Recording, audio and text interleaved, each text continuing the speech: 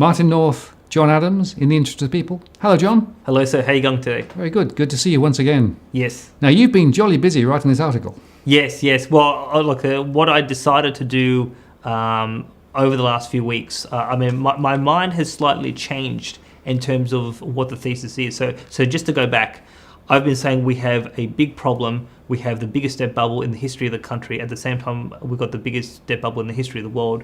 We have massive structural imbalances in the Australian economy, whether you look at household debt, foreign debt, property prices, the level of, in terms of bank lending, the level of concentration in the property sector. When you look at interest rates, when you look at lending standards, fraud that was exposed in the financial in the Royal Commission, all of these are very symptomatic of a big financial bubble, something very bad, and obviously the history of Australia has been that when we have had an economic crisis, it's always started overseas. So obviously, as I've been developing this thesis and talking to members of Parliament, I've always said that every time we've had a crisis, whether it's the 1892 depression, the Great Depression, even stagflation during in terms of the 1970s with OPEC, in terms of 1991, the stock market crash in 87, 2001, or the GFC, these crises have originated from overseas. And what I've said is we have a complacency in this country, the she'll be right attitude, we do not prepare, and then when something blows up overseas, a lot of innocent people get swept right through that because either individuals or the country hasn't prepared. So that's the thinking that I have expressed publicly, but also privately to politicians. And obviously I said that given that we've got a global debt bubble, $85 trillion of debt compared to 2007, the risk of a shock coming from overseas, that is very high. So whether the shock's from China, from America, from parts of Europe, Italy, for example, if something blows up in the financial system, it could spread to us and we could be swept right through it. So that's what I have said to date.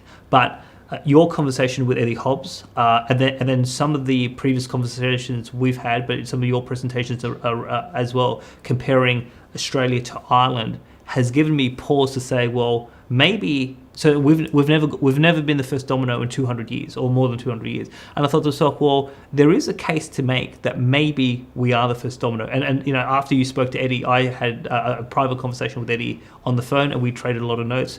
And Eddie, looking at Australia from Ireland, thinks we are going to be the first domino. So it's actually in economic circles a very radical proposition to put forward to say that we could be we could be the spark that blows up the world. We could be the first domino. But I thought because no one else is even putting this hypothesis forward, and in this piece that was published by news.com by Frank Chun, which is quoting me, you, and Eddie, we didn't say that we were definitely going to be the first domino, but we could be, and we've never been the first domino. So I think it was an important contribution to put a radical idea out there and say, hey, maybe we're looking at the problem completely wrong, and we should be thinking about whether we are first.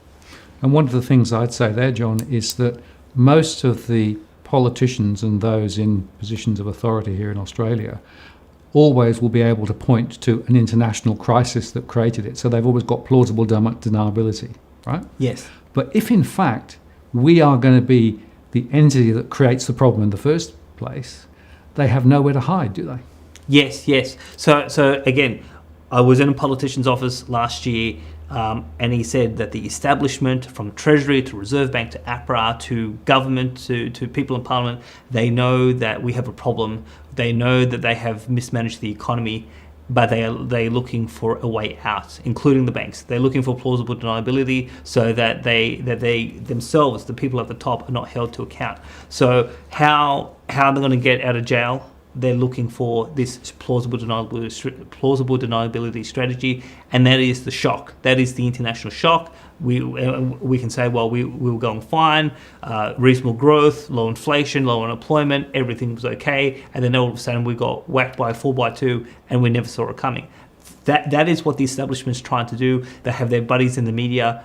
The media will push propaganda like they always do to convince the public that we didn't have a problem to begin with. But obviously, I told this politician, well, I'm around. I've been running for 3-4 years. I speak publicly, and I'm not going to let you guys get away with it. So that is definitely the strategy. So if we are the first domino to go, it will have a dramatic effect as to who will be held to account in terms of how this crisis may play out. And basically, that means that a number of other entities will always try and argue it was always somebody else's problem. Yes. It was always somebody else's fault. The Fed did this, or it was China, or it was Brexit, or it was something else, right?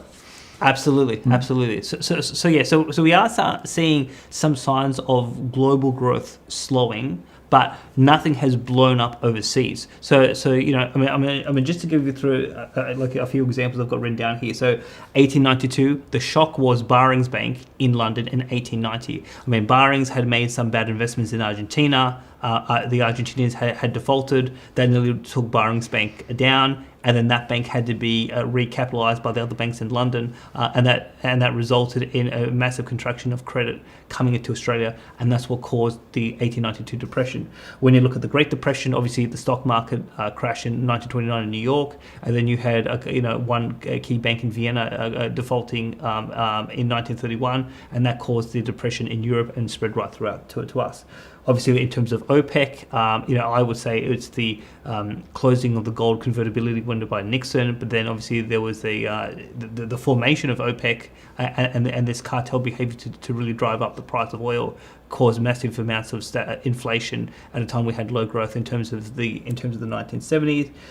You look at the 1991 recession. Obviously, we had recessions in the UK as well as the US, and obviously that slowdown in global growth impacted us. So that sort of came from overseas. Although leading into the 80s, we had a massive amounts of credit growth, very aggressive credit growth, but that wasn't being fed into households, they're being fed into the business sector. So this is why the Christopher Skase, the Allen bonds, these were the ones that went bust because they borrowed way too much. So that's sort of started there. Obviously, Asian financial crisis started in Thailand, spread throughout Asia, and then we didn't go into recession, but we were affected quite a bit by that. .com, obviously that started on Wall Street, and then GFC, it started with so it started with subprime, then it went into Lehman Brothers, and that basically impacted us. So that's those are some of the major crises that we have seen, and obviously I haven't mentioned 1987 in terms of the stock market crash. Stock market fell 87% in a day. 25% in a day. So that obviously again originated coming out of in terms of the United States. So we've never been the first. We've always had the plausible deniability. It wasn't us. It was overseas. But one of the things that we did on one of the previous episodes, and then you and Eddie spoke, and then you've done some separate videos on DFA, is looking at the structure of our household sector and the Irish household sector, and it's very similar. Yeah, lots of debt, lots of housing, lots of people with financial issues, and then effectively significant pressures on those households. And of course, as house prices begin to fall, there's a whole cascade that follows. Yes. So in the notes I provided to Frank, and he sort of cited a number of them. We looked at the quantum of household debt in terms of property prices, in terms of the amount of lending in terms of the banks into the household sector. There's obviously a whole host of very similar things. I think previously you said that household debt to GDP, we were at about 120.5%. Ireland was, I think from memory, I only got it up to about 100. When you look at household debt to disposable income, the Ireland got up to 200%. We're at 188%, so it's still substantially more than what the US was. When you look at in terms of net household wealth by asset class, well, the Irish were 83% into property. We're at 67%. And so obviously America was only 48%. So there's a lot of similarities. Obviously there are some key differences in terms of they didn't control interest rates. We control interest rates in terms of we have our own currency. They don't have their own currency. So they have a few other factors that either force the issue on them with rising interest rates, or there was limited policy tools that they could stop it. But there is a lot of similarities in terms of their bubble and our bubble, and obviously we are starting to see property prices decline. And we've had several off-camera conversations about why that is. The data is very clear. Credit growth into housing started to slow significantly after November 2017.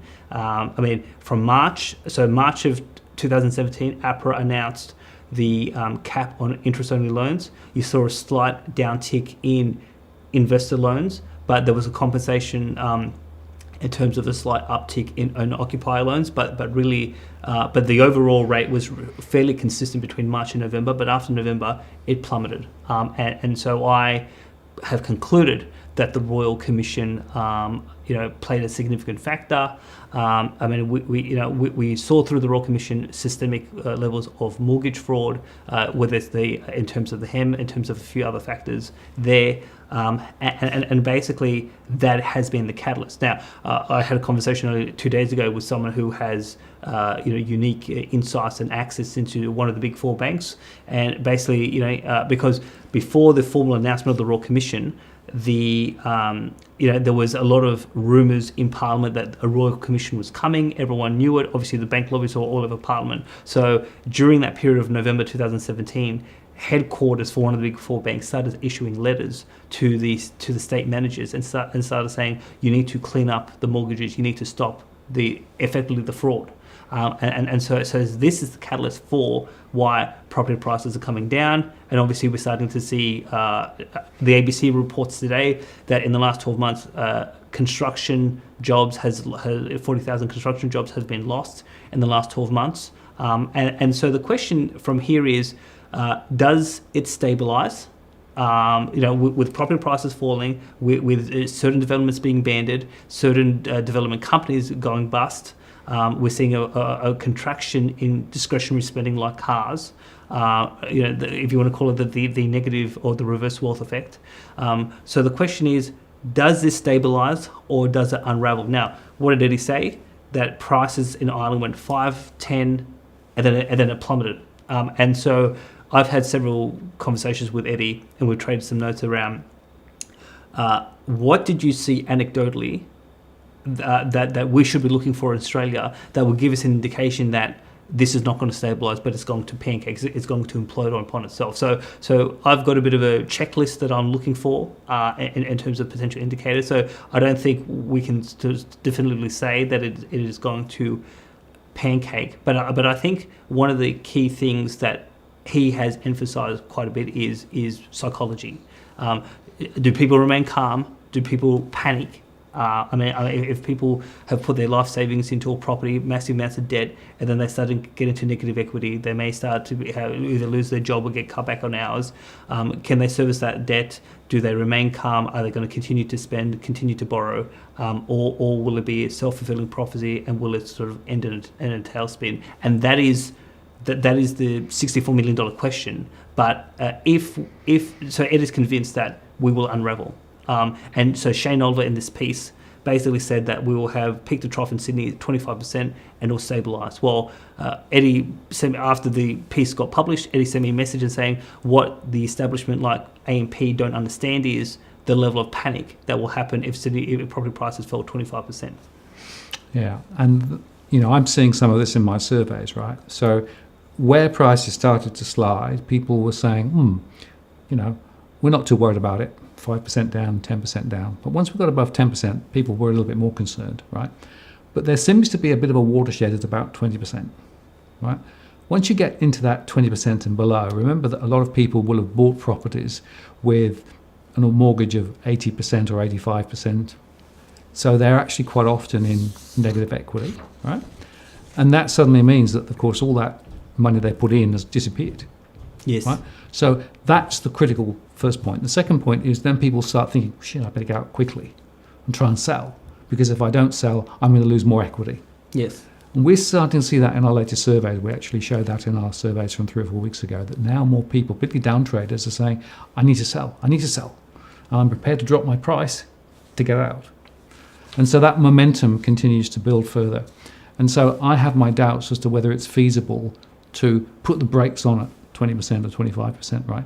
I suspect we're going to go down quite a lot further. The real question, though, is house prices coming down is one thing, but will it spill over into the broader economy, and will it effectively create a broader bust in the economy? And that's the difficult part to try and work out.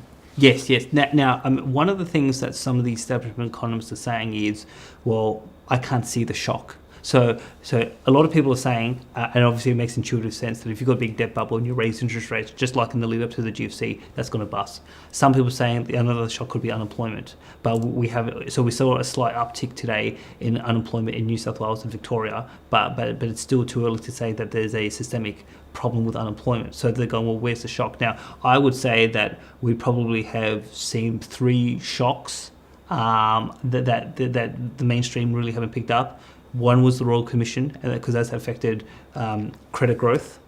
The second shock was Opal Tower, because that, and I think you said to me about in terms of the flammable sort of material in some of the buildings, this has had a dramatic impact about confidence about purchasing property. So that's obviously had another impact around, fueling the bubble in property. And then in the third one, and I think this was some of the work done by Westpac, is the announcement that we had a per capita recession. And it's interesting because someone in Newcastle calls me up and says he's been talking a lot about these issues, watching our channel. His co-workers in a coal mine said, whatever. But once they picked up the Newcastle Herald and saw the article, a per capita recession, that actually, interestingly, had a psychological impact on them. So for them, you can say whatever you want on YouTube, but if you pick up the local paper and the local paper saying per capita recession, we're in it. They're still among those asleep. They still have enormous trust in the mainstream media, and if they are saying there's a recession, that has had an impact, and we saw, I think, in the Westpac consumer confidence surveys, that confidence fell 8% on the back of that. So and obviously this is where Eddie's saying is that negative news reinforces negative news, then that affects into economic decisions around pulling back on consumption in terms of spending. And then the question about broader impacts is, well, when you have a bubble, the bubble attracts real resources, and so we have, in my view, too many people employed in retail, too many people in real estate, too many people in construction. So there'll be a shedding of jobs in those sectors as this continues to unravel. I mean, because the reality is they cannot reflate the bubble unless if they basically go back to the fraud and really push the limits of lending. We're going to see continual falls for at least the next 9 months of property, and the more property goes down, the more negative equity, the more people lose confidence in their personal situation, etc., etc. So we will expect to see unemployment go up in construction, in real estate, and in retail. And the question is, can another part of the economy pick up the slack? Now, in Ireland doesn't have resources. Now, we have a mining sector. We have seen a slight uptick in job vacancies in the mining sector, probably not enough to compensate the fall in jobs going in these other sectors. But that'll be the big question. Can the economy rebalance? Because if it can't, you're going to start to see an increase in arrears, defaults, and then that will be Ireland. So there's a very logical case to make that Ireland could happen here. We could be the first domino, but it's not definitive. And, there are things that the Reserve Bank can do in terms of cutting interest rates, right? There's a bit of room there.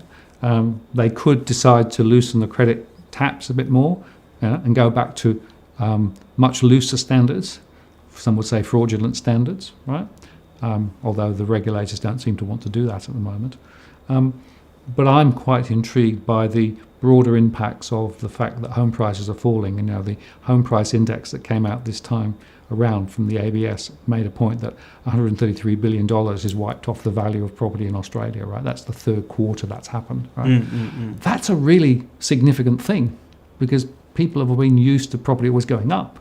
Yes. So you start putting all of those things together, and you just say there are a whole bunch of question marks. It's too early to say, though. So I think we've got to watch over the next few months for some of those leading indicators to give us a view as to whether, in fact, the falls will continue, and whether in fact the contagion that we've got here then begins to spread more broadly. Remember that, of course, a lot of our banks are reliant on international funding. Yes. If, for example, international investors started to think that the Australian banks were actually a bit shaky, then they might be less willing to invest, or only basically invest at a much higher premium. That would put more pressure on the banks. So you can build an argument for how this could play out negatively, but I think you can also build an argument to say there are things that can be done to stop it, potentially. But tough to do, and it may be too late. Yes.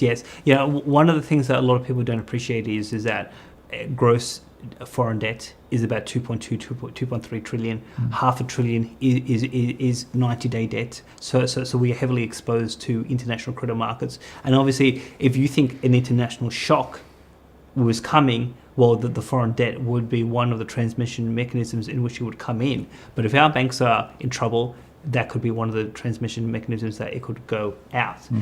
And obviously, one of the things that, just on this issue of panic, because Eddie talked about households getting in panic, but he also said that the banks got in panic. And it's interesting how we've had some announcements this week about they're not going to lend any more for self-managed super funds into property.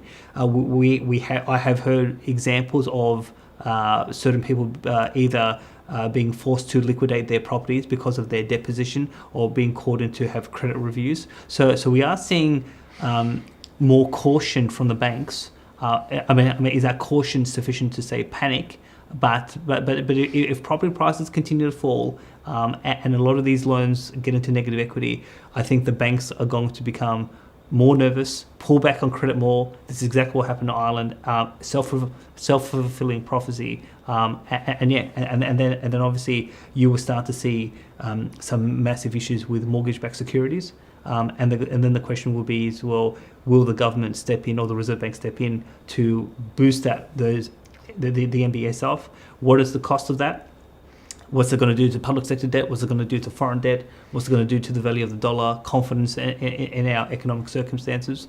So remember, my thesis of Armageddon is one of 6 scenarios. Having a full-blown depression could be one, but if they try to protect the debt bubble, to the hilt, we could easily see the local currency crisis, or we could see,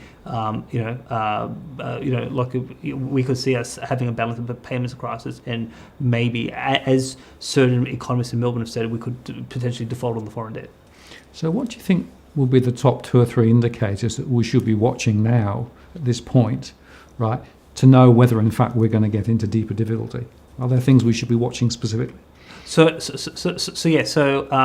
a few factors that I've spoken to Sean Quinn, who was there in Ireland, spoken to Eddie. So a couple of things I was obviously looking at, what was happening in employment in those particular sectors, retail in terms of real estate, in terms of construction, what's happening in terms of discretionary spending. We're seeing with cars, there's been a pullback on that. What's happening with the savings rate? So the last national accounts, we saw savings just tick up for the first time. So that may be an indication in terms of a loss of confidence. One of the things that they did say was look at what happens in terms of cafes. Are people going for takeout lunch? Are people going for the regular sort of $5 or $6 coffee, or are they going for cheaper options? So you start to see a few factors like that may play a part. Now, one of the interesting things that Sean said to me was that during this period there was a spike in oil prices, and the oil prices came to the bowser.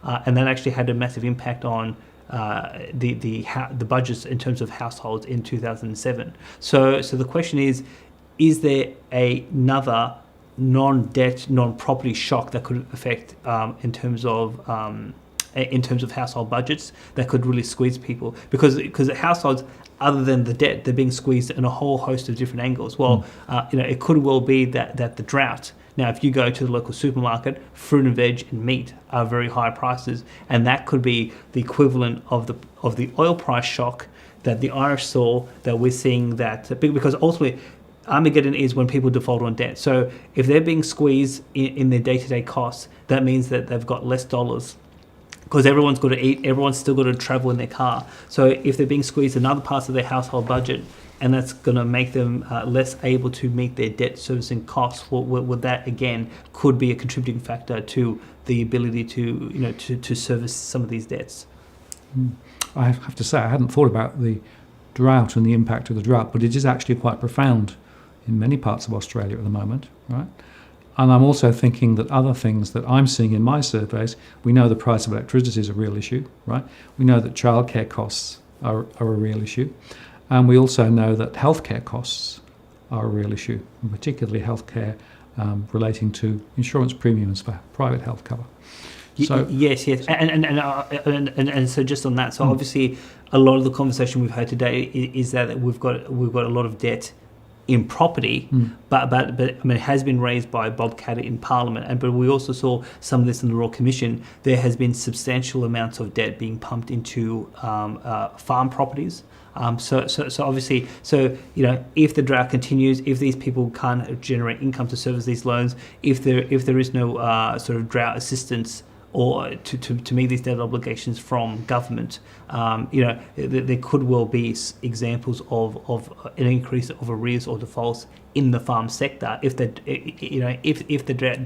drought doesn't break. So there's a few factors that may play into how the serviceability of the debt sort of may come into question. But once everyone gets nervous and the defaults start to mount, it's game over. Right. And I guess that's one reason why we could argue that the politicians and the media are wanting to be upbeat and talk about it, and there's no issue, there's no problem, because they don't want to scare the horses, right? Because essentially they know that if in fact people do actually start waking up and seeing what's really going on, potentially that will have a negative impact, and that spiral could then become unstoppable. Sure. So the establishment could say, okay, we're doing a public duty by trying to calm everyone down so it doesn't unravel. But the propaganda was the reason why we got into the problem in the first place, because we saw this massive run of debt. No one held the RBA to account in terms of interest rates, or the banks in terms of or in terms of APRA, and everyone said, we're in utopia for all of eternity. Get into property, double every 7 years. So you can't have it both ways. The propaganda caused the problem. We could actually resolve, even though there would be significant pain, we could travel along the way to solve some of these problems if we were more upfront and honest with the Australian people about the real dilemmas of our economic circumstance. But if they say we can't panic people, well, it doesn't matter, and to be honest, I'm really starting to think that the mainstream media is going to have less impact, because trust in the media is down, trust in politicians are down, but what's really going to bite is people at the kitchen table looking at their budgets, looking at their balance sheet, and if that's going down, it doesn't. If everyone says, if your house is on fire, or your financial budget is on fire, and the government says everything's fine, well, and I've said this to people in the coalition, politicians, you are going to lose the election because of the economy, because the propaganda that Morrison and Friedberg are saying to the public do not buy, because their personal circumstances do not reflect the government's message. So I've said to them, why do you keep on saying everything's great, everything's strong, when the Australian people don't feel that on a day-to-day basis? And they've said, well, what else can we do? We can't tell them the truth. You can't tell them the truth. Well, what's going to happen? You're going to be thrown out of office. And it's worth saying, I think, that the DFA household surveys, right, actually get real frontline information in relatively real time from households. It's probably the best sample of data we've got. And the pulse that I'm taking from real households dealing with real issues, dealing with real budgets, is they do see that they have issues, and they do see they have problems.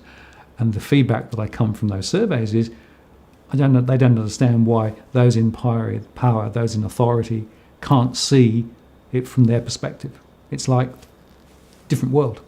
Yeah, well, I will be confronting the establishment on Monday, so hopefully I can, in my public way, get the establishment to wake up. Now, I think they're awake, but again, if they say no one saw it coming, I will be on Sky Business, and once this all blows up, they can't say no one saw it coming, because we'll be there. John, thank you very much. Thank you very much. Martin North, John Adams, in the interest of the people. See you next time.